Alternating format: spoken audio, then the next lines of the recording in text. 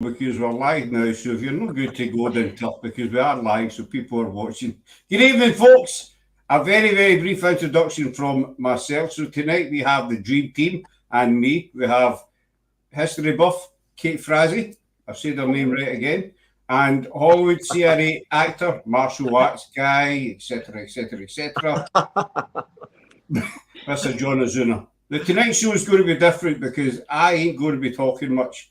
Kate is going to be hosting because she's a bit starstruck because John's here. I I'll be am honest. 100% It's my honor. shaking. She was like that before we started. Oh, OMG, oh my God. You know, so Am I blushing? Am I red? have I embarrassed you yet, Kate? Have I A embarrassed little you yet? bit. Yes, yes. That's what I was aiming at, a wee bit of embarrassment. So I'll shut up and Kate will take over and talk to this fantastic, remarkable gentleman over here Thank who you. My is pleasure, my more pleasure. handsome than me, you know, but despite what he says. Carry on. Floor's yours. Oh. Thank you so much, Scott. Thank you for this opportunity as well. So, You're for those welcome. of you that don't know, John Ozuna or Master Ozuna, thank you so much for this whole interview and everything. It means a lot to me and to Scott, definitely.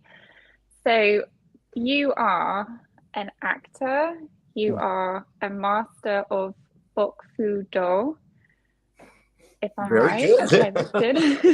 Very good. You do stunts, you do your own choreography, you're a stunt coordinator, producer, director. You just do it all. It's incredible. You make me sound interesting, and I appreciate that. You are. You're so interesting. One, I just want to express to both of you, thank you so much for having me on. It's a Scott is just a fantastic young man, and it's always a pleasure. It's always a pleasure to be here with y'all. But you know what? Kate, thank you so much for your kindness and for a nice introduction. And I dabble in a few things here and there. I have a lot of passions. We all dream, we all fantasize, we all, imprint ourselves in our heroes, and we want to become our heroes. And, for the longest time, martial arts was just a tremendous passion for me. And acting, of all things, as a child, I want to pursue acting even as a child. It's been a wonderful journey. Oh, that's amazing. Thank you so much, John. I actually want to delve a little bit into your childhood and growing up and your life in general. And then I have a few questions about the spiritual side of things. And then I have a few questions that are totally random. And you can choose to answer them, or if you want to say pass. Just walk away. Yeah. Okay, bye. Hi, Ben. Big shout out to Ben and Lou and the others on the other dimension, which is the other show. So thank you for watching. So my first question is, oh, hi Nick, nice to see you. I would like to ask, for those that don't know, Bok Fu Do is a branch of Kung Fu. Would you be able to explain the differences of Kung Fu, Bok Fu Do, and absolutely. When we say Kung Fu, we are talking about Chinese martial arts. So martial arts originally, really, its origins are from India. So there were two things that India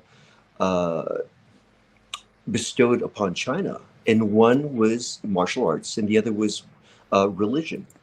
And it's been so from there, they took what was a core system of self-defense, and it has just developed to be many, many, many systems and styles of martial arts. So sometimes you'll have many that will imitate animals. So you have like a tiger system, you have a snake system, you have a mantis kind of crane system.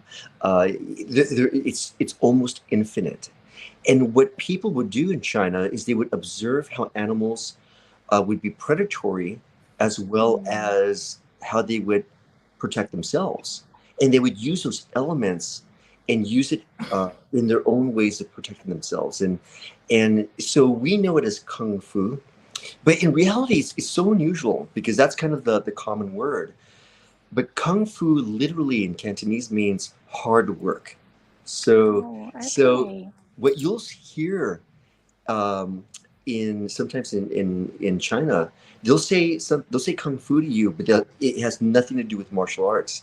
They're just simply stating that you're doing something with a lot of passion and working really hard towards it. So in China, what we know as kung fu, they'll refer to it as quoshu or Right. wushu. So slightly different terminology, but it all essentially means the same thing. It's kind of a now what I do. Bakfudo is a white tiger system of kung fu, and my teacher, the founder of the system, is Senior Grandmaster Richard Lee, and you know Wow. he's the person that has guided me through this process. That's so interesting. I had no idea that the translation of Kung Fu was literally just hard It's just work. hard work, yeah. Yeah, that's incredible. That's so interesting. And because it's a white tiger system, does that mean it's a bit more aggressive than the other forms? You know, it has a tremendous amount of focus on practical self-defense. So I see. if you ever were in a situation, regardless of whatever the scenario, you find yourself, you know, by yourself and you're approached by somebody and they become aggressive towards you, whether they try to choke you, which tends to be the primal attack. And you lost me just for 1 second. Do you have me? Yeah, you're back. No, You're you're back. back. All fine. Okay, so regardless of the scenario, it could be one person, it could be several people, they could have weapons. It's showing a student how to get out of those situations and into safety. And it's not so much of a, you know, fighting the person. So you're not standing off and saying, okay, I can take you on. It's more of exhausting all the things that you need to, running away. Yeah. Shouting, yelling, screaming, bringing attention to the situation that you're in trouble, exhausting all those efforts. But when you find yourself that you have no way out, then you have to physically defend yourself, and then the student will learn that. That's amazing. That's exactly what I would like to learn, actually. I think that's an amazing skill to have to get out of those horrible situations that you need to escape from or defend. I think your husband disagrees with that, though. Yes.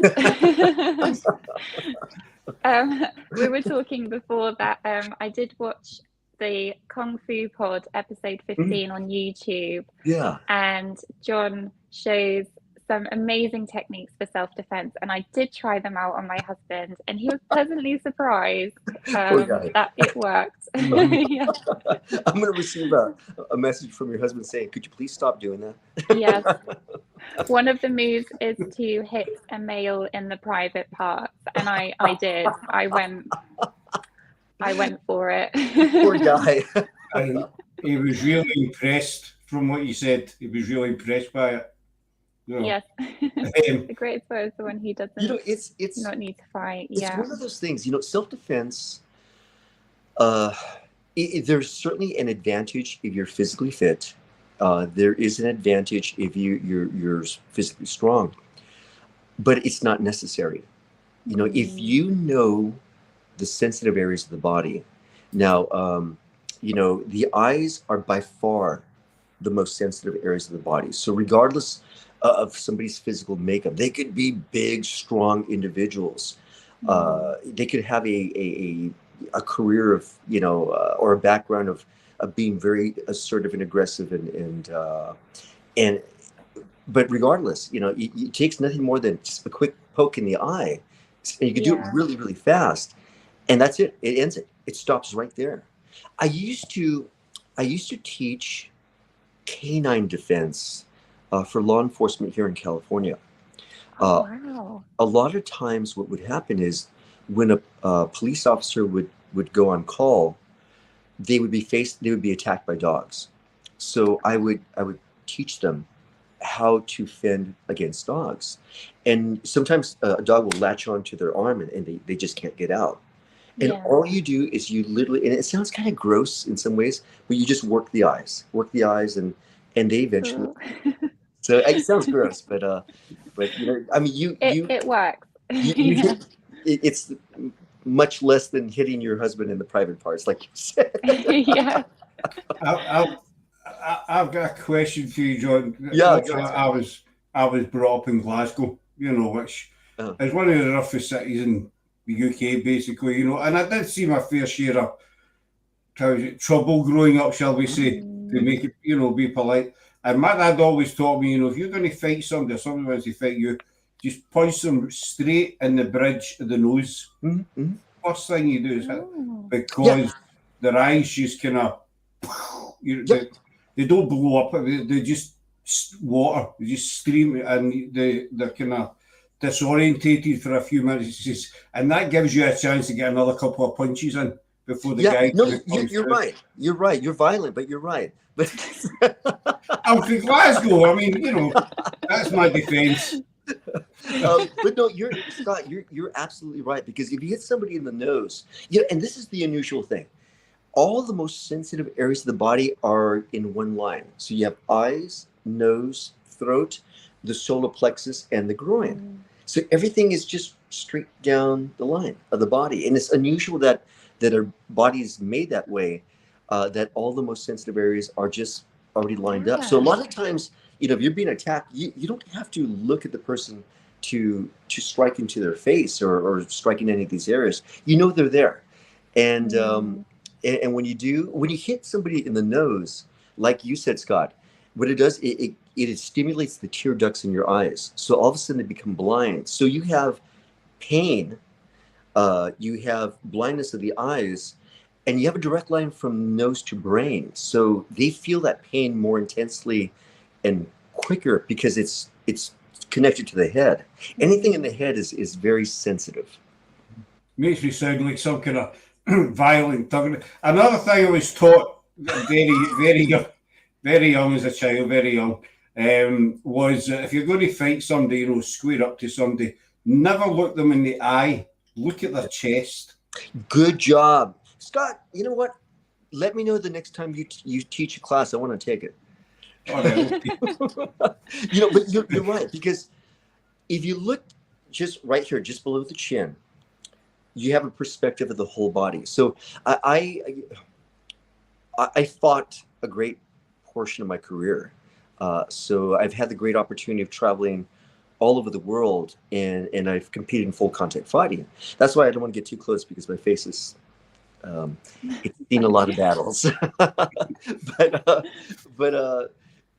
but when you're going through that process, you teach your competitors, don't look at your opponent in the eyes, look at them just at the chin, because you have a sense of everything that they're doing. So even if they set up to do a movement, you can see it prior to its delivery, and you're able to respond in a constructive way.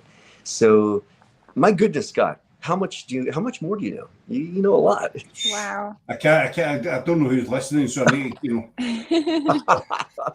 That's a backstage. You know. I think what we've learned is that Scott has a secret Glaswegian fighter club. And, absolutely. All I'll say is, and this is all I'm saying without my lawyer present, is I do have a bit of a past, and that's it. That's all I'm saying. But that was then. This is now. You know, and that's it. So with that, I'm out. Carry on, Kate. Good to know, Scott. I have great respect. I'm sorry. No, it's good to know this, definitely. And I really don't think you have to worry about your face, John. It's absolutely beautiful, so don't worry about that at all. We were all thinking it. I was telling Scott earlier, I said, hey, Scott, you look really good. And he goes, oh, you look okay, too. It takes a team of makeup artists to make me look okay. So he's a pretty handsome dude. Oh, my goodness. We're all so thinking kind. it. We're just being honest. You're very kind. You're John Ozuna fan club, innit? Carry on, Kate. You're so kind. Thank you so much. You're very sweet. I know. I just wanted to talk about also the films that you've been in. So you've been in Demon Fighter, The Infinity Project. That's actually the first one that I saw you in, because in 2018, I think it was the year before, there were a few scenes that were shot in Milan. And I remember Yes, they were yeah, doing some filming there, yeah, and it was all absolutely. kind of secret, and Yeah, it turned out to be the Infinity Project. yeah, Um, absolutely. Yeah, yeah. that was a great. That was my first starring role in a movie, and uh, it was funny because when I spoke to the director, he had Mm, approached me and he said, "Hey, we have this idea for a movie. We'd love for you to be involved." And I'm thinking he wants me to help him with the fight choreography, and he had mentioned it was an action movie. So I said, "Sure, I'd be happy to help you with the choreography." He goes, "No, no, no, no, you don't understand." He said that no, no, we want you to be the lead actor in this. I said, "Oh, yeah. my goodness, Wow. thank you, I appreciate that." So they had a second unit that was filming in Milan, and I love the fact that they incorporated kind of an international subject matter with it, and Yes. I had great fun with that one. I've had the great privilege of my goodness, it sees 1, 2, 3, 4 to have the lead role in the last, I want to say, 5 films that I've been in. So Yeah. I'm actually shocked that they wanted me. Well, it's your Really, you skills. I want mean, me? you're fantastic, Oh, absolutely thank you, fantastic in all of your roles. thank you, thank you, The thank you very much. I have to be honest, that was the first film that I saw you in, the Infinity Project. And then when I looked into what you did and Hmm. everything, that's when all of the other films Hmm. came up. And yeah, absolutely amazing. You're very, very skilled, Oh, thank you. incredibly disciplined, and you've just perfected the whole everything that you do. Oh, It's thank you. That's very amazing. kind. It's very kind. Oh I've got no, another. Sorry, Kate, sorry, Kate. I've got yeah, another question for you, John. of course. Um, Obviously, you've done a lot of action movies. All fighting and stuff. And you see that I've watched tons of action movies, and you get the fight scenes. How much preparation goes into Wow. doing a scene like that, and who decides what moves you're going to do? What's Mm, safe and what's kind of on the borderline sort of thing.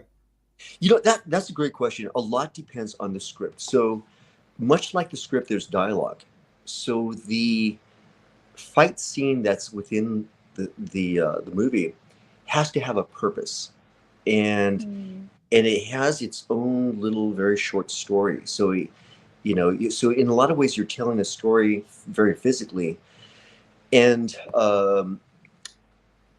if for the Infinity Project, we had some amazing stunt members there that were able to take all the hits, and their timing of moving in and doing everything they did was fantastic.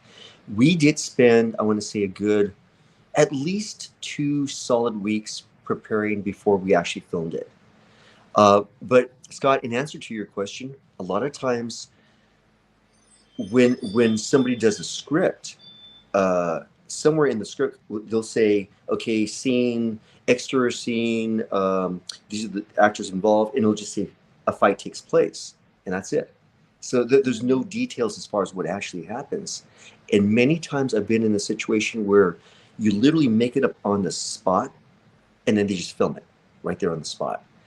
And I want to see, in the last two or three films I've done, that's been the case. I've literally made it up on the spot, and then just minutes later we're filming it. And it looks like we've rehearsed it like for weeks, for months at a time, but literally we're just doing it right there and then. And it becomes very Wow. real after a while. Hmm. We Thanks take very it. much, Mike. Back to you, Kate. Sorry, I know it's your interview. No, that was an excellent question, Scott. Really, really, really interesting. I wanted to ask you about Hollywood and the Yeah. movies. You said you starred in about 5 or 6 now, like the most recent ones. May I ask you about what you think is going on at the moment with the strikes? Do you think this is all positive? What You what's know, kind it's of going on? you know, it- it's like any other job that somebody would pursue.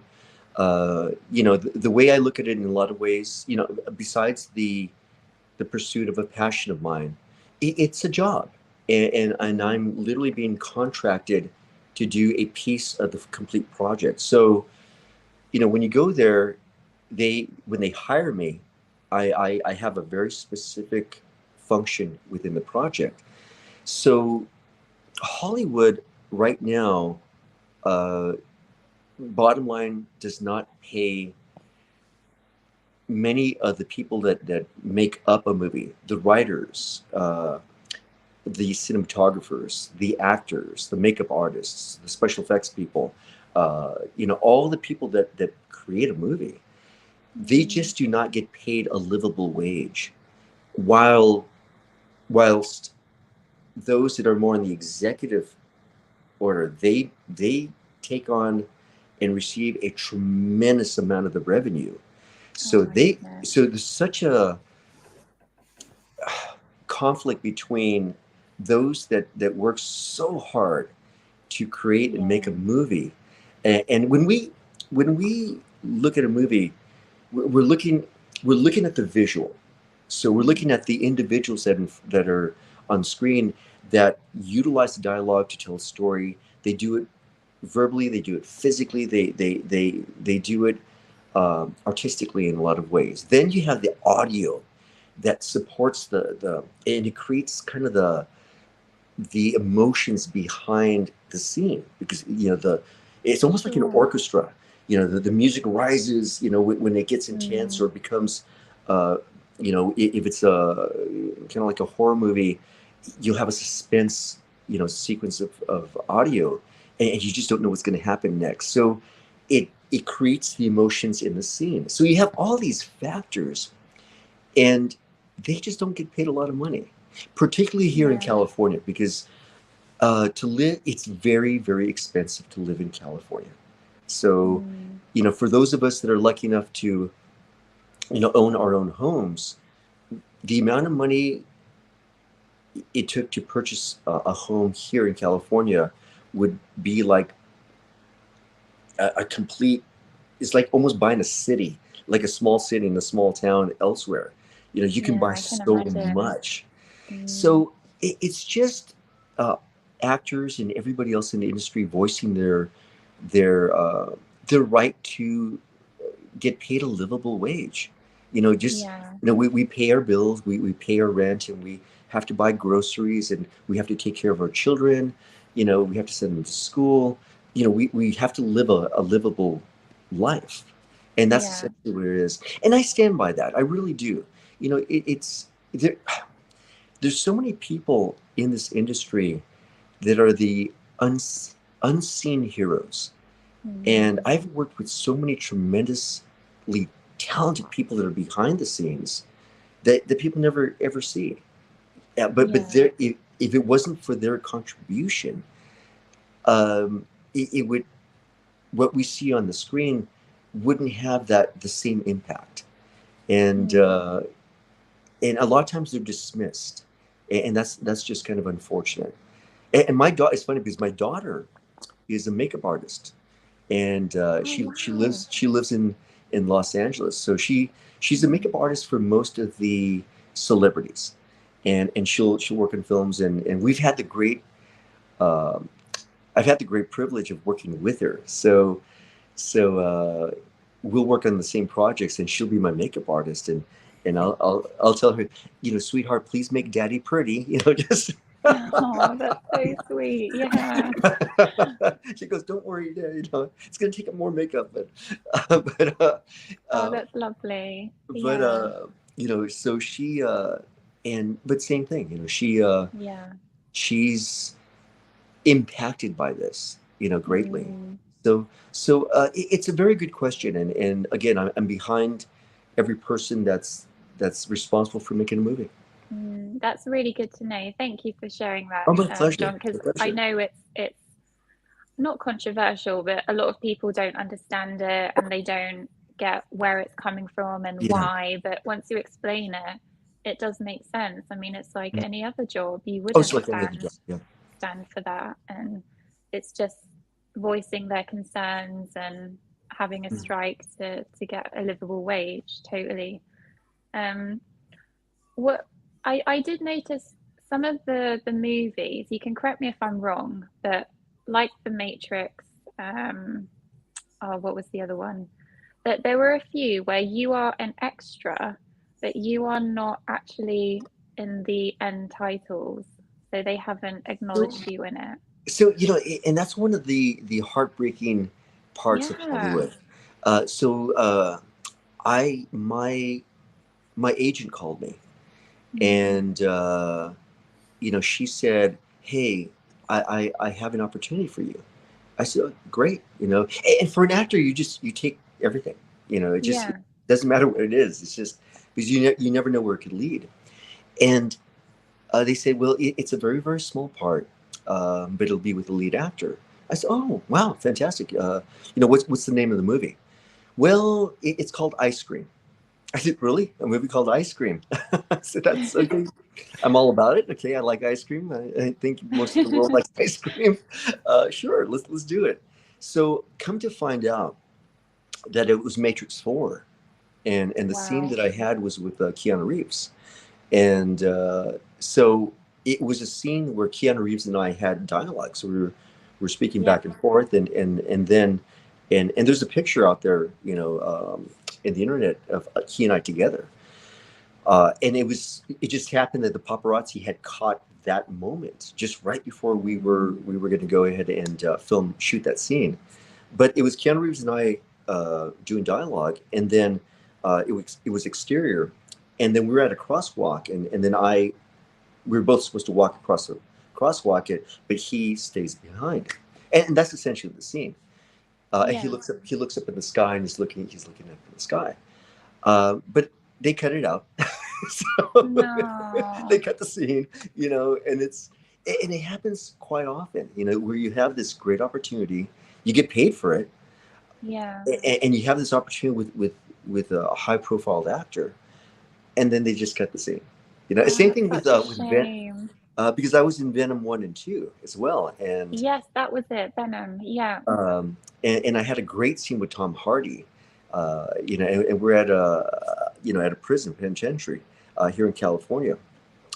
So, my scene was, again, to have a dialogue with Tom Hardy and to take him into death row, and it was real. We were actually in a prison. So, yeah, they cut the scene out too. No. So, and again, it's one of those situations where it doesn't take away the fact that you were hired to do so. The fact that you actually worked with the leads of those movies, Absolutely. but you just don't make the final cut, and that's one of the heartbreaking aspects of working in a bigger production. Yeah. I really think though you should still be in the titles, even if the scene Yeah. was cut. I You're think right. that's really unfair. You're absolutely right. Yeah, and again, and those are some of the things that I think, the actors are fighting, in regards to fairness with Hollywood, because even particularly in fight choreography, so fight scenes and stunts, there's some people that are putting their life on the line, and there are people that have lost their lives for the sake of making a movie, and they get little to no acknowledgement for their contribution sometimes. So and that's, it's one of those things where, if you're doing this for the acknowledgement of your individual piece, then you're doing it for the wrong reasons. I've always had this passion for expression and artistry, and just having the opportunity to take one's talents and just put in an artistic way, and to just do the best that you can with it. And I've always had the passion to do that. And once you finish with one, you're just ready to do another and another and another. And sometimes, for me, for myself, I just always want to be better than I am. So I'm a student in this industry. So I will do everything I can to learn while I'm on the job. So while a Sure. lot of other actors, what they'll do is there's like a green room or a holding area. So when you're not actually on set filming, you're gonna have you're gonna be off to the side. And typically, it's kind of a downtime. So a lot of actors are there on their phone and they're chit Mm, chatting, whatever. I'm not. I'm still on set, but I'm on the outside and I'm watching and I'm learning and I'm taking notes. And you'll have, very successful, talented actors that, I'm watching how they prepare for a scene. I'm watching how they interact with the director. I'm watching how um, they prepare themselves, and I'm learning. yeah. And I want to know how somebody has been so successful at this. How did they get there? Is it just Yeah. luck? From what I'm finding out, it's a lot of hard work. They're putting Yeah. so much into it, and they're willing to do more than what somebody else might want to do. So Mm. that's where where how I pursue it. I think that's a really, really good way to live as well, that you're constantly a student and learning. I think that's such a good mindset because, as you said, it's always a way for self development and to develop yourself. I think that's really, really nice. Really, really, really, really good way to live. It's 100%. it's also one of those where you're being hired to do a job, Yeah. and when you're on the job site, you want to give them your absolute best for Mm, potentially future business. So yeah. you hopefully want them to hire you again and again and again, and that's Yeah. just like any contractor. Somebody that goes in and a plumber that fixes your plumbing. If they do better than what you expected, you're always going to call that person. You're always going to say, Yeah. he's the person that I can trust. He's the person that does a good job, and you want to call on the person again. And that's essentially what Mm, we do. Just yeah. if I Totally. just jump in again, sorry guys. Just what you're saying, John, about you like to be there, at the in the wings basically. You're still watching, still learning. It's funny you say that because I'm a big Sir Anthony Hopkins fans, and Mm, he was asked one time, have you accomplished everything that you set out to do? Are you happy where you are? He says, no, because I'm still learning. Yeah, mm, yeah, And he's been in the business for, I don't know, decades. He's done yeah, countless movies. He's done just about everything. yeah. And he says, no, because I'm still learning. Absolutely. Yeah, I think the moment that we feel that we've arrived, we actually have made a choice to stop learning. mm, And once we feel that we've made it, or that we've reached a pinnacle, then you just stop. You literally just make a conscious decision to stop learning. mm, And I think we're all students of life, and that's a big, for me, that's been the biggest contribution towards any scene that I do, because I always related to something I've done an experience within my own life, and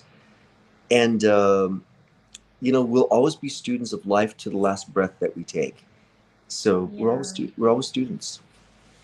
Oh, this is so lovely. This is so philosophical. I love it. I absolutely love it. So thought provoking, definitely.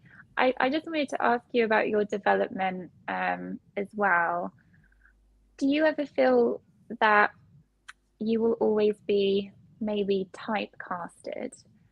Do you feel that you would like to branch out and do other things, or are you so happy and passionate about what you do that it doesn't matter if you're typecasted? I just kind of wondered. It's my martial arts and my ability to do that aspect of it has certainly Mm, been a benefit, because it's got my foot in the door in a lot yeah, of ways. So they somebody who has a film project will say, okay, you know what, whatever you're doing, that's what I want to see in my project. So can you do yeah, that for us? Can you, so it's a little bit of that. So a lot of the times they will bring me on. It's kind of funny because um, I'm a very economical employee, uh, because I'm literally three people. I can act, yeah.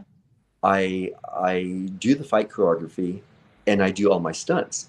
So in Hollywood, that's literally three different people, Yeah.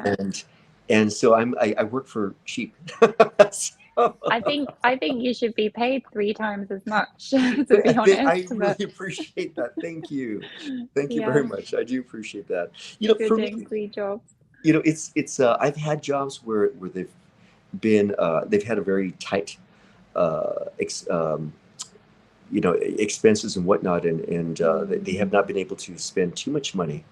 And I've had other jobs that have paid very, very well. So for Mm. me, it's not about, you want to make a living out of this, so you do need to get paid for what you do, but it's not about that for me.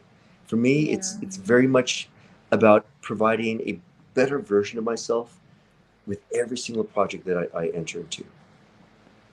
that's lovely. Thank you, John. I think everybody knows just by listening to you how modest and humble you are. You have this aura of such calmness and composure and wisdom. Like, I think that's what's so intriguing about you, is that you're just so wise. Thank you. Well, And thank you. I've yeah, you no. know I think life kind of humbles you. Life has humbled us, Mm, and I think there's every person has their story, and they can share their story, and we've all had experience in our lives that have humbled us, where we go, sure. oh, okay, you know what, we need to appreciate life a little bit more.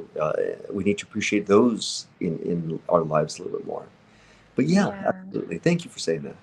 Oh no, thank you. I know that you give your time to a lot of people because you do a lot for your community, Mm, and you do a lot of teaching, a lot of mm. demonstrations. There are a lot of kids that admire you. Could you just talk to us about, because you do have a school, don't you? I do, yes. I have a school for the last 30 plus years. It's called KO Kung Fu.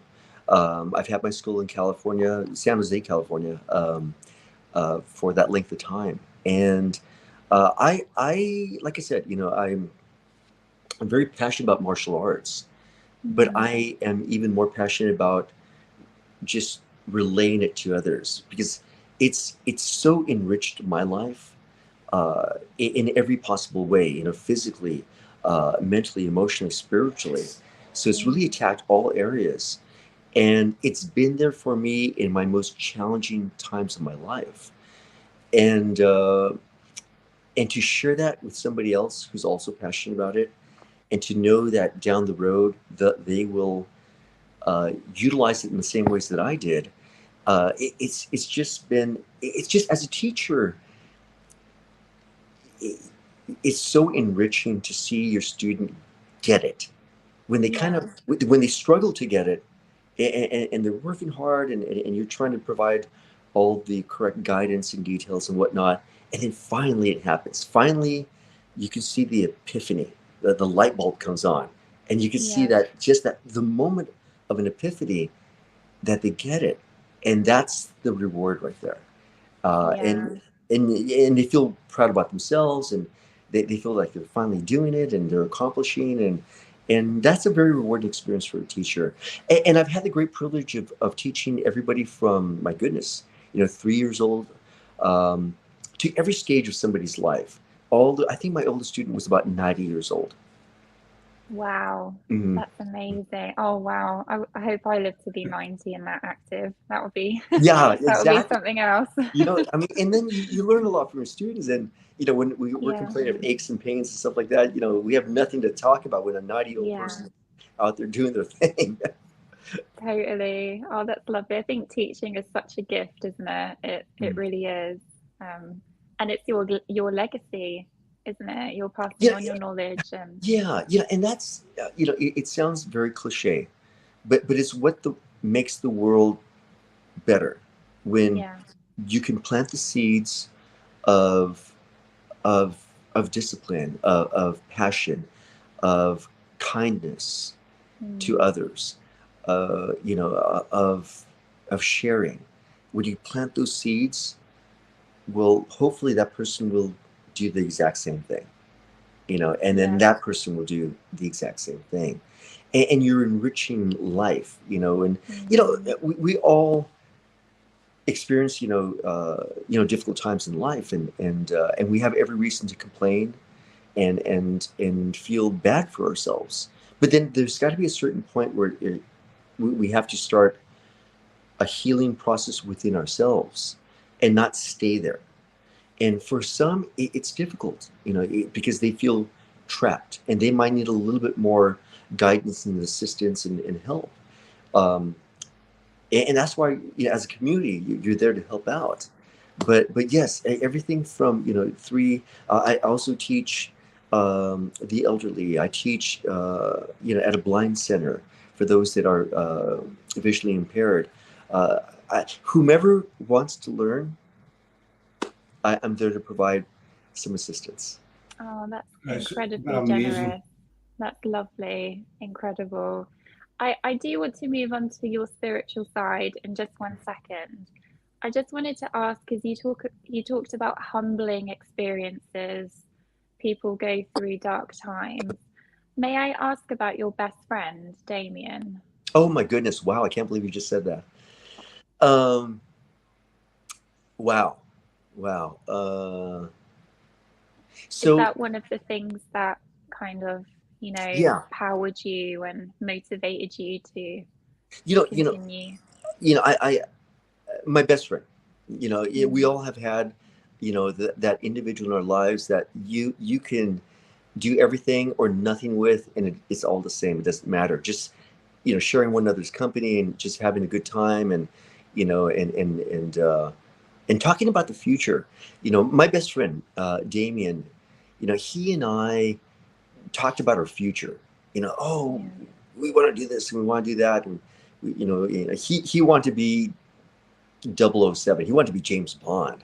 He fantasized of being like a secret agent, and and for me, I was a little bit of everywhere. But we made a promise to one another.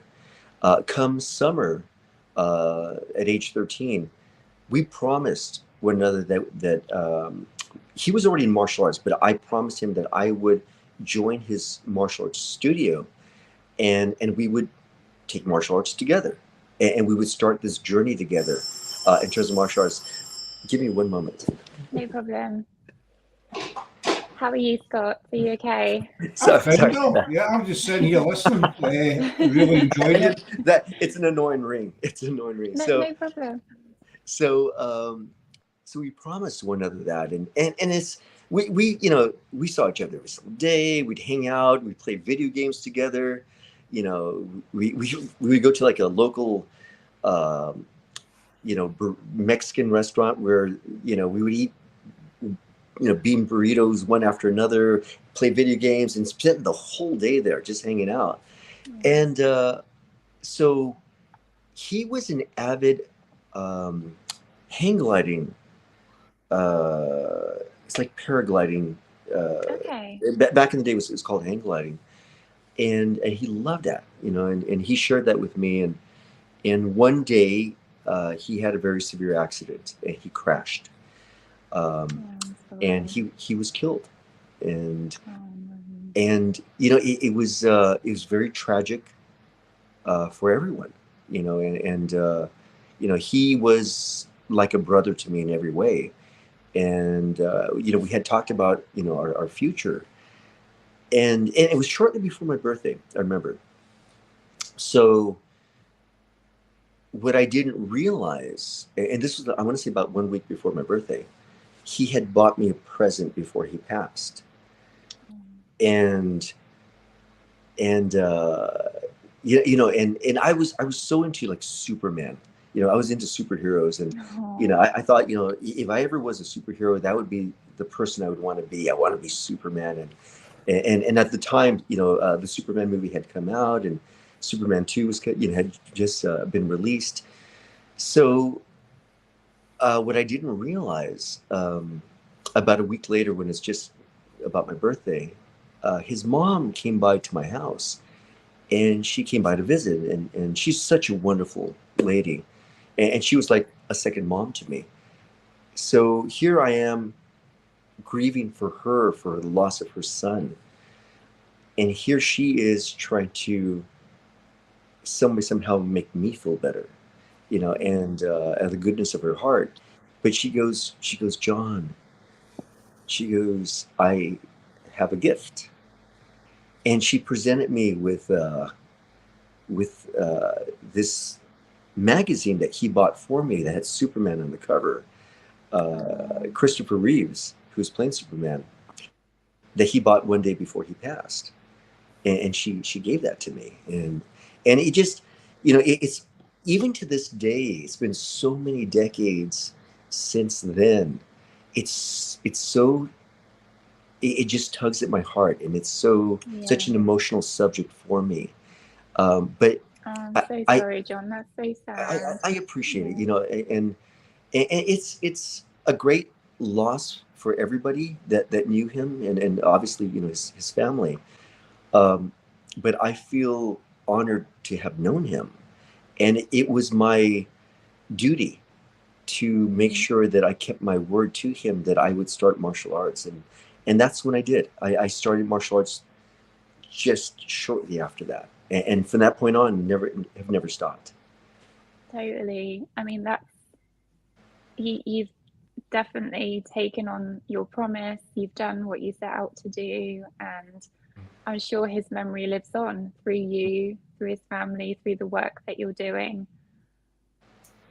Yeah, Totally. Definitely. You've won, Casey, you've kept your promise and you've honoured his memory. And I'm sure Yeah. he's still kicking about watching you, making sure you stick to your promise. I appreciate that. I do, and I do. I feel that.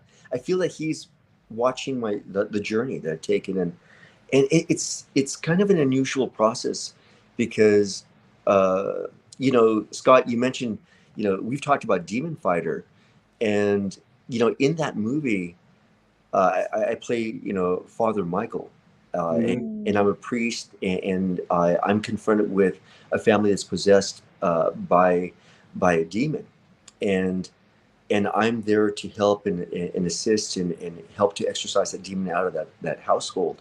But there's one scene in there where there's a teenage boy, and I'm struggling to exorcise this demon out of this little boy, and I'm losing. I'm not winning.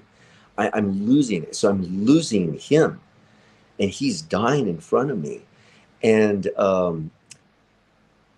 it's just it's hard for me to explain without feeling emotional, because even to this day, I become very emotional about it. And in that moment when I'm recalling everything that I had experienced with Damien, because I visited him in the hospital to say goodbye to him. I was he had not passed yet, but I was saying bye and thank you for our time together. And in that moment, during that scene, all those emotions, everything just came back, and I'm fighting and I'm trying everything I can to save this child, and I'm losing. And if you've seen the film, you could see that I'm going back. It's just a very emotional scene for me. And I remember that I couldn't stop being emotional even once we cut. I just had to be by myself and just deal with those emotions. It was just overwhelming. It was just an ocean of feelings. Thank you, Kate. I appreciate it. Really. Thank you, Kate, for bringing that up. Oh no, I do you know what? I wrote the question down because I remember reading it in one of your biographies. I didn't know that he had passed, I'll be honest, because it wasn't clear in the biography that your best friend had passed. Yeah. But the question kept burning to me. Ask the question.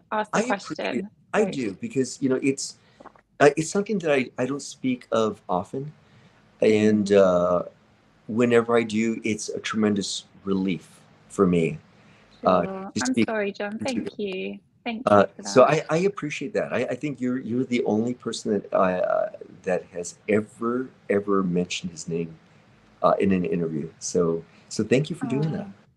Oh no, you're welcome. Thank you for sharing that, John. Thank you. Honestly, it's keeping his memory alive, isn't Absolutely. it? Yeah, absolutely. talking about him. I want to talk about your spiritualism a little bit more because when you think of martial arts, you do think that spiritualism does go hand in hand, Mhm. traditionally with the study, and it's a matter of taking care of your mind, your body, and your spirit in order to be able to fight to your full potential. Um, Are you interested in religion? Are there any religions that really stand out to you, and You do know, you like all aspects of it? that's a very fair question. I grew up Catholic. My Mm, family was Catholic, but my father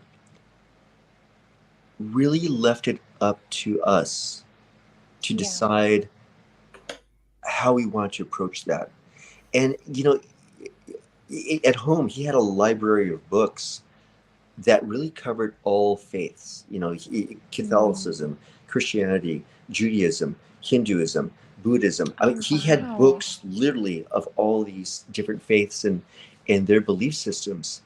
And he told me one time, I remember that, he said, "This is a personal journey, Mm. and it's something that we had our base faith, but it's something that he felt that all his children should make a choice themselves on how they want to approach that." But he did say this. He said, "Just know in life that whatever the journey, there are many paths in how to get Mm. there, many roads that you take. You could all get to your destination, but there's many ways of traveling there."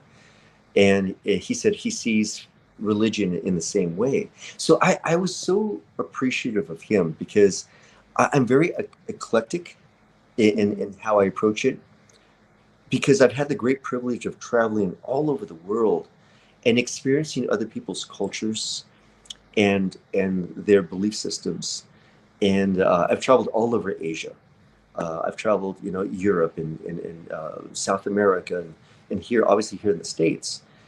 And I, I just appreciate and respect every person who has shared a little bit of their Mm. faith with me. Um, Yeah. I was actually really criticized one time for doing something. I was approached by a family member that was taking lessons at my school, and Yeah. they're Muslim. So he asked if there was any way that I can go to their mosque and teach their members of their church Right. self-defense because they were being targeted. And I was honored to do so. I was really honored to do so. And I had a meeting with him first, and he was the leader of this mosque. And there Mm. were rules. There were definitely rules, and I want to be respectful of all those things. But for me, it was one of the most rewarding feelings, simply because I I I felt that he entrusted in me, even though that was not Mm. my faith, but he entrusted in me to enter into his community for the greater good of it.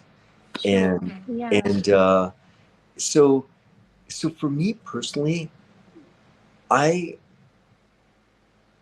I see things in a very global way, and I regardless of geographically where we're from, regardless of what our belief system is and what our Mm. ideology is and what our faiths are, that none of that really matters, because when you get right down to it, you talk to the human aspect of the person, the core of an individual. So when I teach martial arts, I'm teaching a person, Yeah. regardless of their gender, regardless of their belief systems, regardless of their ideology. I'm teaching an individual, and I get down to the core of that individual to get the most out of it. And so when you peel back all the layers, you get down to the humanity. And Mm. that's where I work from. I work from the core of an individual. And you talk about typecasting. Yeah, they look at me and they go, okay, we're gonna, have you're gonna be this, this, and this. I mean, they wouldn't cast me as a Nordic Viking, 6'5", blonde hair, blue eyed person. It doesn't matter how great of an actor I am; they're not going to cast me for that. But Yeah. but I don't see why not. I mean, I would watch it totally. I don't see why not. I appreciate that. 100%. I'm going red again. Sorry.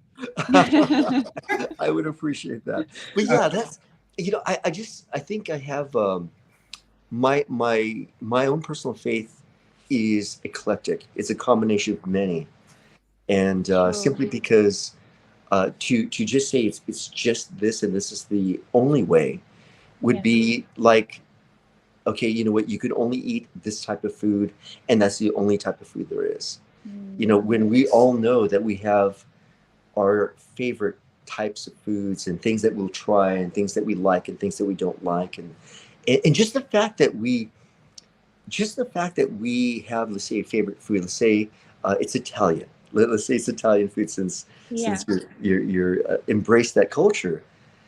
Just by eating that food, you've already embraced somebody else's culture. Just by eating the food, and yeah. So I love that. So hopefully that answers your question. Yeah, no, I think your father extremely wise to have such an open mind and being interested in all religions. I think historically religion has divided people and kind of turned people against each other, but at the end of the day, kindness runs through religion, really. If you're kind, if you are able to embrace people's cultures, even their language, and even you said with their food, just embrace everything about a person, strip all that away. I think the world would definitely be a much better place if we just focus on those things. Absolutely. You're absolutely right, and it would be nice. Yeah, I was raised to treat everybody with kindness and respect, regardless of their background. So my grandfather, I come from a long line of migrant field workers. So these are the people that work in the fields and pick vegetables, and they're the ones. Job. Yeah, exactly. Very, very hard work. So a great part of my family history is that exactly. And my grandfather told me one thing, and again, he didn't speak English very well. So he said this in Spanish, but the translation was... That's okay. No problem. It's an old-fashioned phone, isn't it? The old ring. I haven't heard that in a long time. Yeah, like the wheel phone thing. Yeah, exactly right. I'm a little old-fashioned. But what my grandfather told me was, regardless whether you're working in the fields around a campfire and having dinner with all the people that are working with you, or you're having dinner with the mayor of that city, don't treat anybody any differently. Everybody should be treated the same. So it doesn't matter whether it's one or the other. People are human, and just continue to teach, or rather treat people with kindness and respect.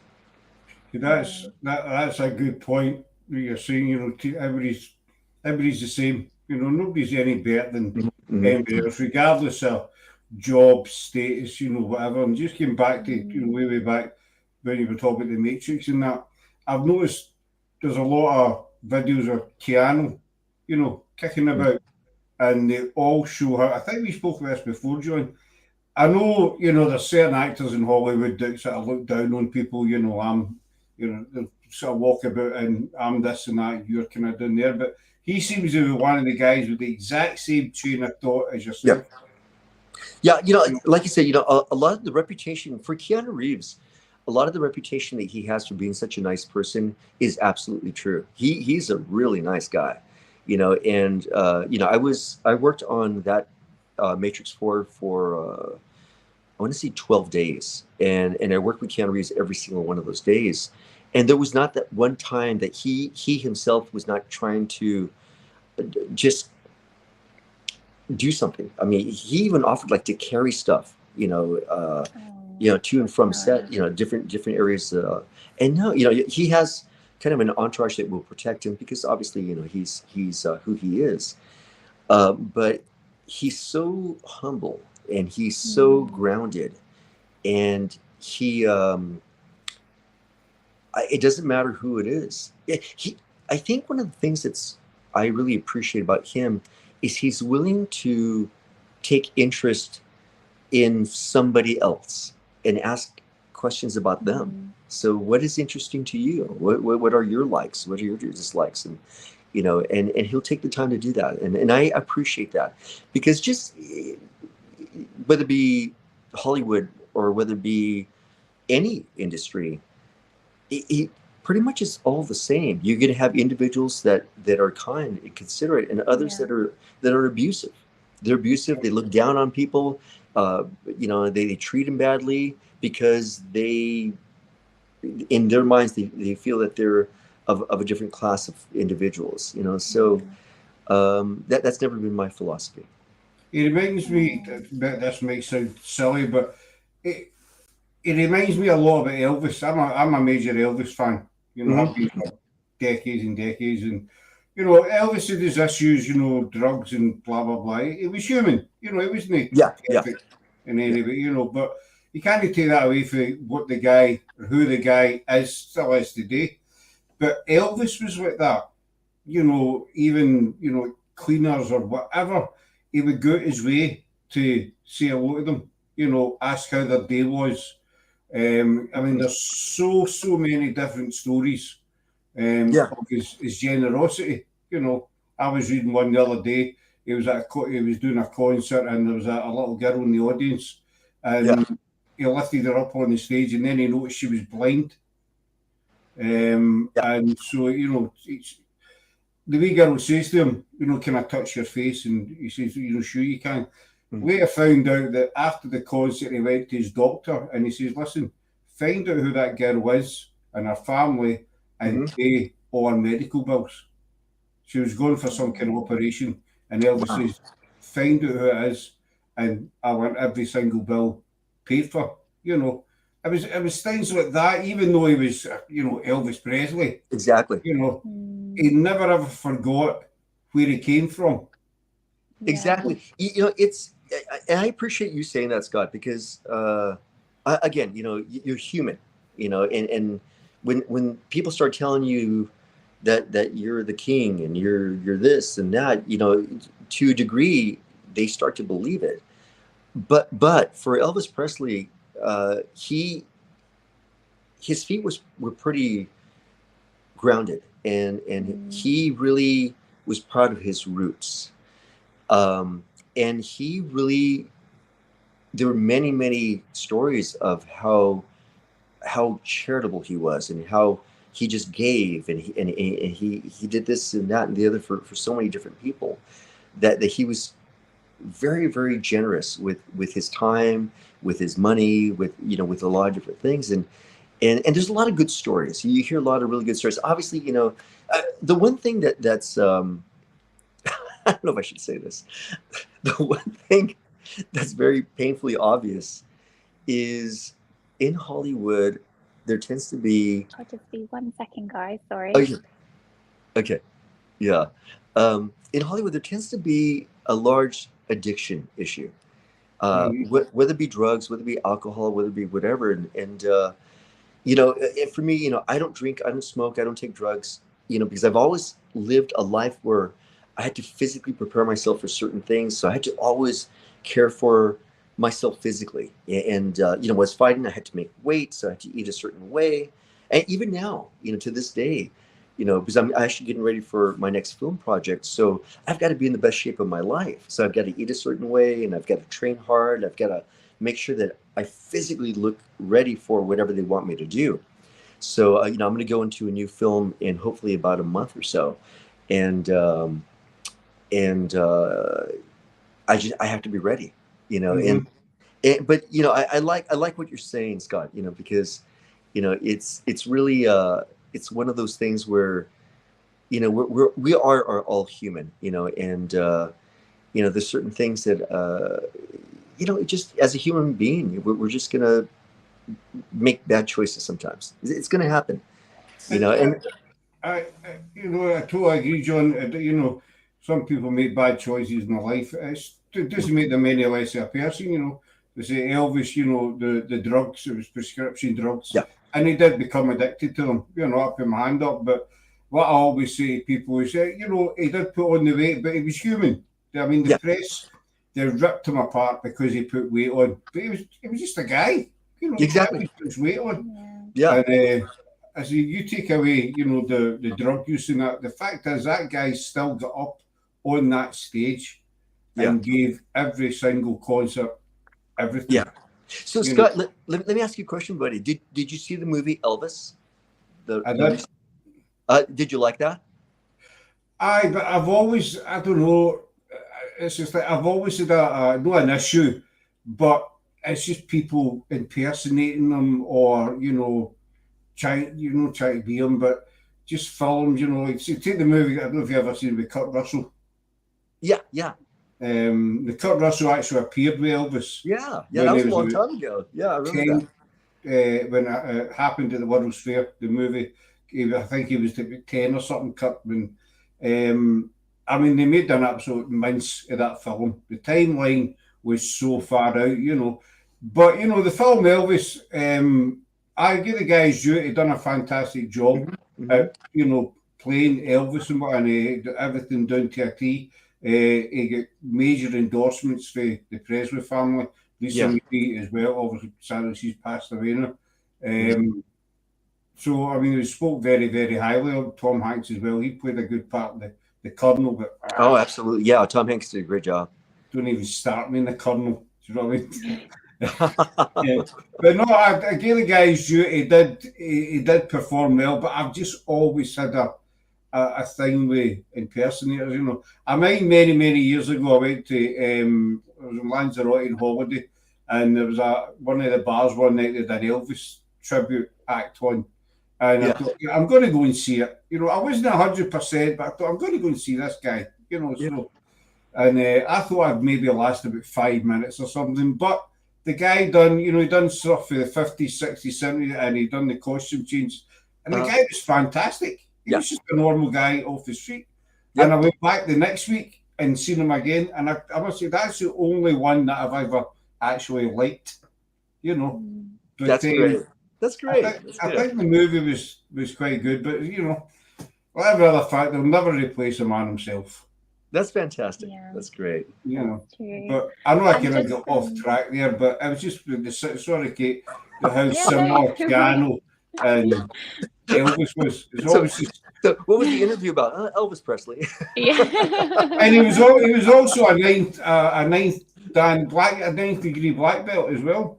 Elvis, he was heavily into martial arts as well. Oh yeah, exactly. Yeah. So, some of my teachers taught Elvis Presley. So, I've been around generations of individuals that were with Elvis Presley when he was learning martial arts. It was here in California that he was learning martial arts.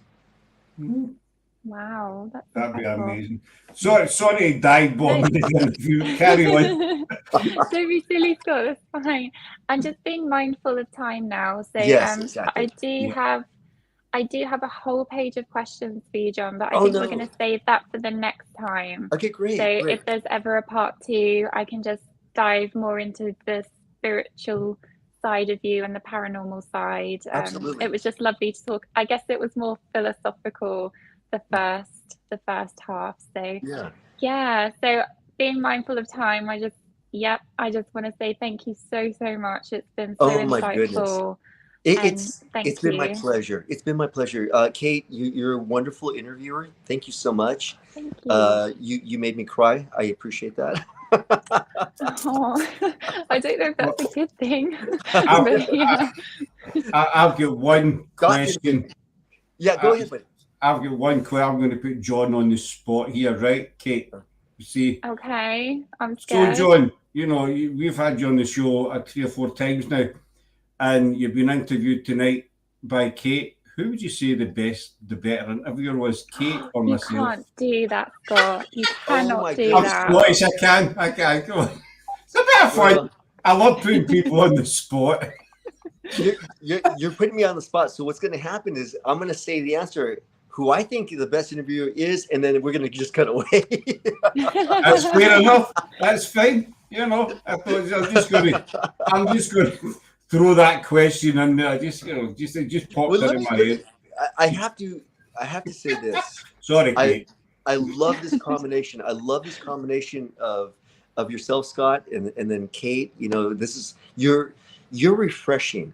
You're refreshing to have. You really are. You know, of all the times I've been involved with interviews, again, you were the first that has ever mentioned my best friend. So I want to say thank you for taking the time to research as much as you did. You really researched. So you really took the time to do so, and you kept Scott in check whenever he needed to be in check. We'll